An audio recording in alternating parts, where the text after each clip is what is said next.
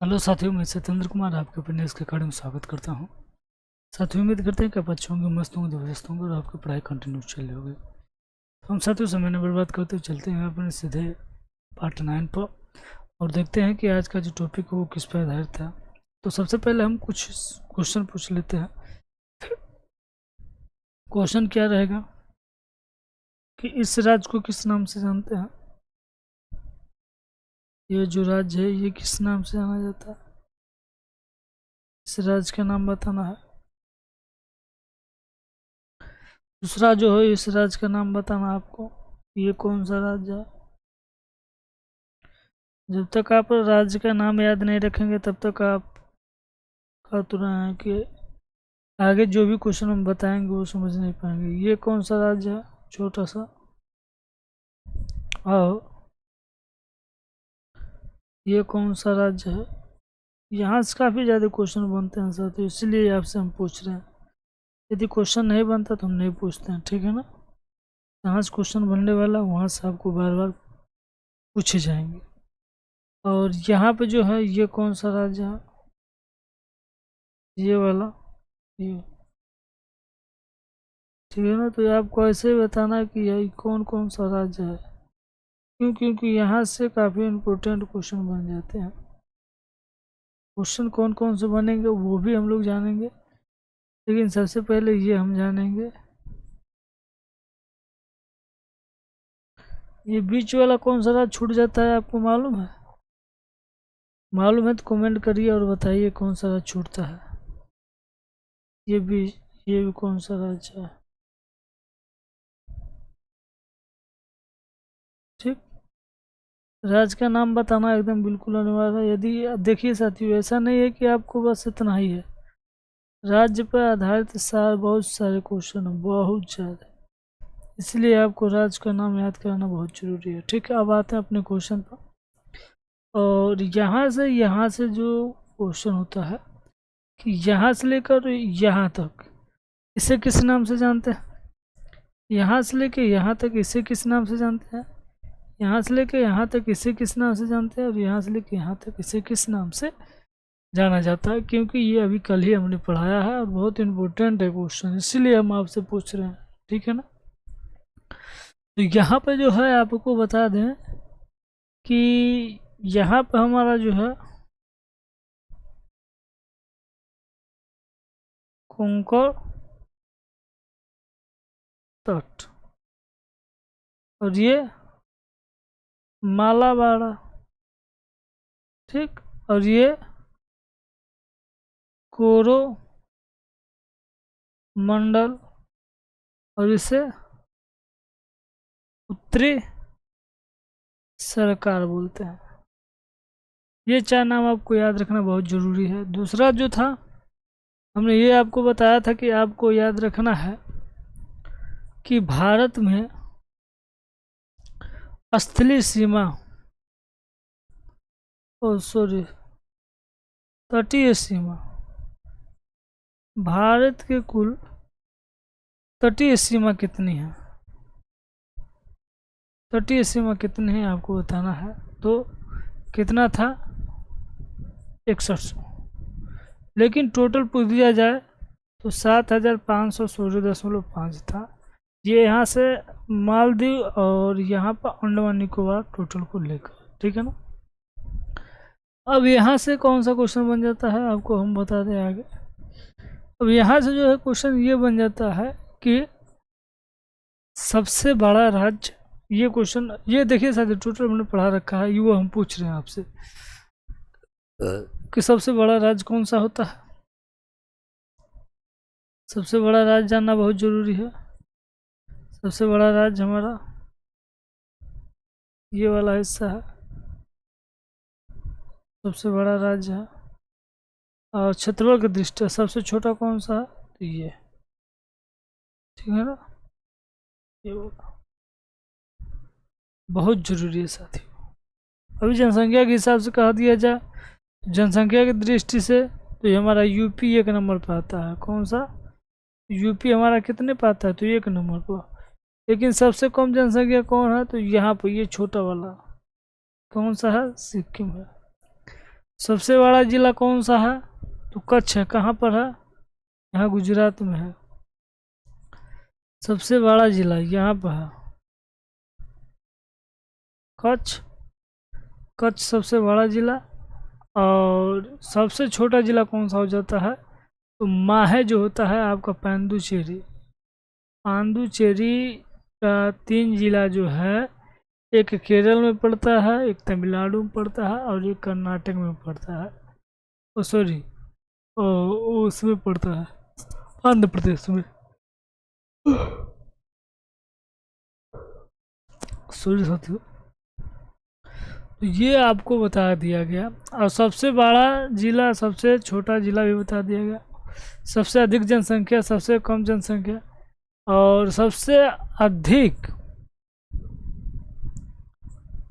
अधिक जनसंख्या किस जिले में है? तो थाड़े। थाड़े कहाँ है हमारा? महाराष्ट्र में। और सबसे कम, तो सबसे कम ये कि यहाँ पर है, ये कि दिहांग। दिहांग जिला में सबसे कम जनसंख्या है, इस बात को ध्यान रखिएगा, ठीक है ना। तो कच्छ जिला, कच्छ जिला सबसे बड़ा क्षेत्रफल। माहे जो यहाँ पर है सबसे कम क्षेत्रफल। थाड़े जो यहाँ पर है सबसे अधिक जनसंख्या। दिहांग सबसे कम जनसंख्या जो कि अरुणाचल प्रदेश की है, ठीक है ना। तो हम समय ना बर्बाद करते चलते हैं सीधे अपने टॉपिक पर और देखते हैं कि हमारा टॉपिक क्या कहता है और टॉपिक में क्या है। ठीक, टॉपिक हमने कल ये बता रखा था आपको कि हम कल ये समुद्री सीमा पढ़ रहे थे। कितने समुद्री मील होता है, कितने समुद्री, कहाँ तक हम, तो हमने 3 आपको बताया था। एक 12 बताया था, एक 12 बताया था, एक 24 बताया था, एक 200 बताया था। यही आपको बता रखा था। लेकिन इनका कार्य क्या है? 12 मान लेते हैं यहाँ से यहाँ तक होता है, ठीक। लेकिन 24 जैसे आता है तो इसके दुगुना हो जाता है। और जैसे ही क्या, जैसे ही 200 आता है तो वो कुछ इस प्रकार से हो जाता है, बहुत दूर लेकर। तो ये भी और ये भी, ये तीनों के बारे में हम जानेंगे, तीनों का नाम जानेंगे, तीनों का कार्य जानेंगे, क्यों डिवाइड है, ये भी टोटल हम जानेंगे। तो चलते हैं अपने सीधे टॉपिक पर और देखते हैं क्या है हमारा टॉपिक, ठीक है ना। पहला नंबर एक पेज ले लेते हैं। पहले हम पढ़ेंगे 12 समुद्री मील। कितना? हाँ, कल हमने ये भी बताया था कि एक समुद्री मील बराबर कितना होता है? तो आपको बताया था 1.86 मीटर। 1.86 मीटर होता है, ठीक है ना। लेकिन आपको क्या करना है कि 12 समुद्री मील पढ़ना है। कितना पढ़ना है? तो 12 समुद्री मील एम से। अब ये जो 12 समुद्री मील है, इसका नाम क्या है? तो इसका नाम साथियों पड़ जाता है हमारा प्रादेशिक समुद्री सीमा। क्या?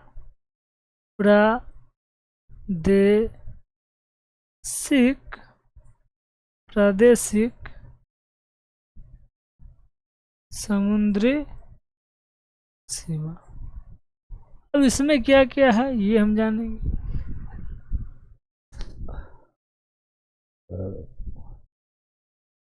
इसमें क्या क्या है? इसमें कुछ नहीं, भारत का संपूर्ण अधिकार है। क्या है? संपूर्ण अधिकार। भारत का संपूर्ण अधिकार है, इसमें कोई कुछ बोल नहीं सकता। लेकिन जैसे ही हम दूसरे नंबर पर आते हैं, दूसरे नंबर पर जो कि हमारा 24 समुद्री मील है। कितना है? दूसरा है हमारा 24 समुद्री मील। तो दूसरा 24 समुद्री मील है। सबसे पहले इसका नाम आप जानो। तो इसका जो नाम है वो हमारा पड़ जाता है अविच्छन मंडल या फिर संलग्न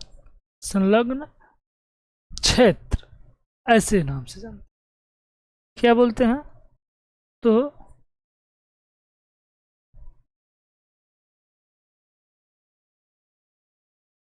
अविच्छन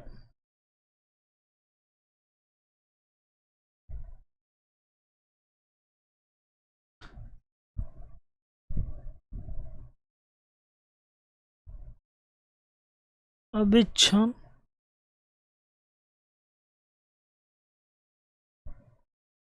अविच्छन मंडल या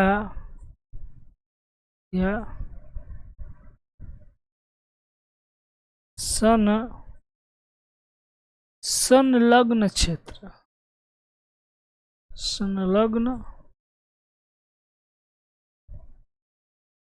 क्षेत्र। अब इसमें हम जानेंगे कि इसमें इसका क्या कार्य है।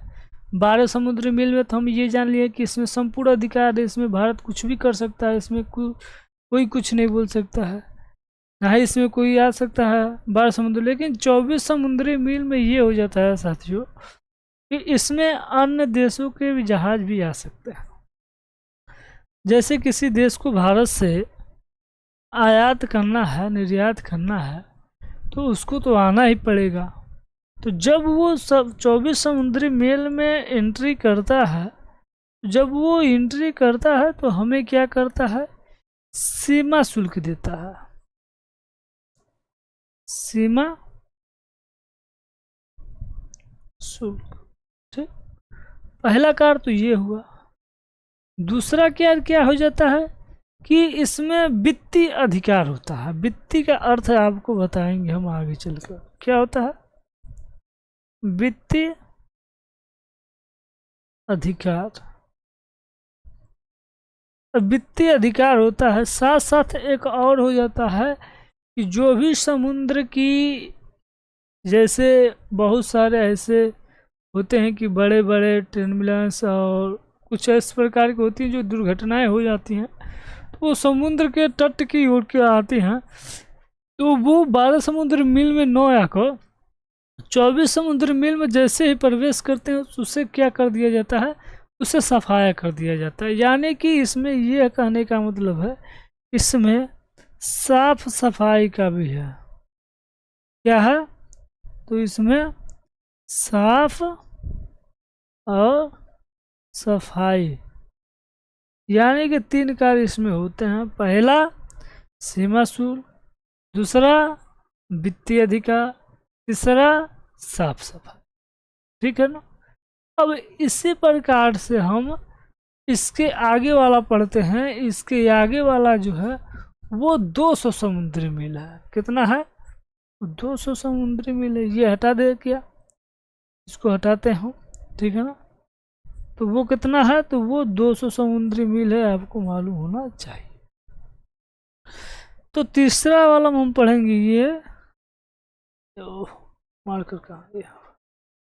तीसरा क्या है, 200 समुद्री मील।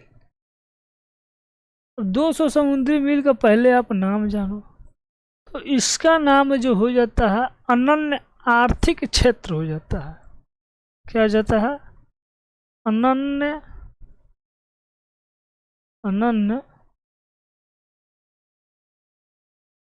आर्थिक, अनन्य आर्थिक क्षेत्र, ठीक। अनन्य आर्थिक क्षेत्र हो जाता है। समझे कि नहीं इस बात को, यहाँ तक तो बिल्कुल हम जानते हैं, बिल्कुल आसानी से समझ के हो गए। अब इसमें क्या कर सकता है भारत, ये जो कि यूएनओ द्वारा टोटल मान्यता प्राप्त है, ठीक है ना। यूएनओ जो है कि भारत के नहीं विश्व का संसद कहा जाता है, तो उसी के द्वारा इसकी स्थापना 1945 में किया गया था। इस बात का ध्यान रखें, ठीक है ना। Washington DC. तो आते हैं इस पे, आगे बढ़ते हैं। तो इसमें क्या था कि आपको बताना है कि इसमें कार्य क्या क्या कर सकते हैं। तो कोई भी संशोधन होता है, जैसे कि हमने परमाणु परीक्षण किया था तो राजस्थान के पोखरण में किया था और 2 बार किया था, और ये दोनों बार एक तो इंदिरा गांधी के समय में हुआ था, एक अटल बिहारी वाजपेयी के समय में हुआ था, और दोनों ही पोखरण में हुआ था, ठीक है ना। तो इसमें क्या होता है कि आपको भी समुद्र में परीक्षण होता है, जैसे हमारी पनडुब्बी होती हैं, उसमें कुछ आपको ये बनता है कि जैसे कोई परमाणु पनडुब्बी है, परमाणु, उसका परीक्षण करना है तो आप परमाणु पनडुब्बी को तो जल में ही करोगे। ऐसा तो नहीं है कि जैसे ही बाहर निकाले और तुरंत बगल में ही कर दे, जैसे 12 समुद्री मील के अंदर, 24 समुद्री मील के, तो वो ब्लास्ट तो होता है तगड़ा। इसीलिए क्या होता है, उसे परीक्षण करने के लिए हमें कहाँ पर मिलाता है, तो ये 200 समुद्री मील के अंतर्गत आता है। तो पहला हम इसमें लिखेंगे, पहला परमाणु परीक्षण, ठीक है ना। परमाणु परीक्षण नहीं लिखेंगे, इसमें लिख लीजिए सबसे बेटर, परमाणु परीक्षण लिखेंगे तो ये दोनों को थोड़ा ये हो जाता है। परमाणु परीक्षण नहीं, इसमें ये कहा जाता है कि क्या कह सकते हैं, वैज्ञानिक संशोधन कर सकते हैं,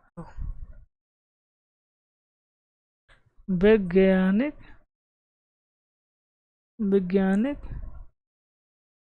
संशोधन, ठीक, वैज्ञानिक संशोधन। दूसरा क्या कर सकते हैं, दूसरा आप ये कर सकते हैं कि जैसे आप कोई समुद्र से आप कोई डीजल पेट्रोल निकलता है, तो डीजल पेट्रोल निकलता है तो वो समुद्र से सर्वाधिक निकाला जाता है, जो कि महाराष्ट्र में, हमारे महाराष्ट्र के क्षेत्र से सर्वाधिक निकाला जाता है। तो आप इसमें पेट्रोलियम संशोधन कर सकते हो। क्या कर सकते हो,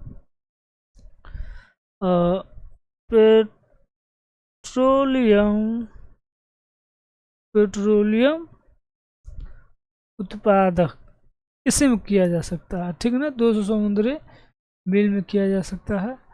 और यदि ये सब कार्य किया जाता है तो ऐसा थोड़ी ना है कि 1 दिन में 2 दिन में कार्य किया जा सकता है। तो उत्पादन के लिए हम वहाँ पर एक क्या बना सकते हैं, तो वहाँ पर एक हम द्वीप का निर्माण कर सकते हैं। क्या कर सकते हैं, तो द्वीप का निर्माण कर सकते हैं, ठीक है ना।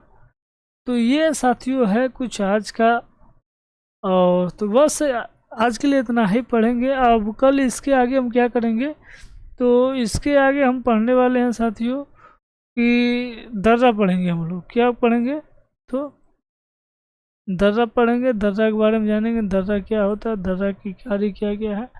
और सबसे बहुत ज़रूरी है कि आपको ये राज्य यदि याद रहा कि ये कौन सा राज्य है, ये कौन सा राज्य है, ये कौन सा राज्य है, ये कौन सा राज्य है, और आपको हमने बता भी रखा है कैसे याद करना है, आपको ये ट्रिक बताया था, और फिर से ये साइड वाला भी बताया था, टोटल आपको बता रखा है साथियों। तो आप इसे याद करने का थोड़ा प्रयास करेंगे तो इसमें ये एक होता है कि आपको राज्य का नाम याद करना इजी हो जाता है।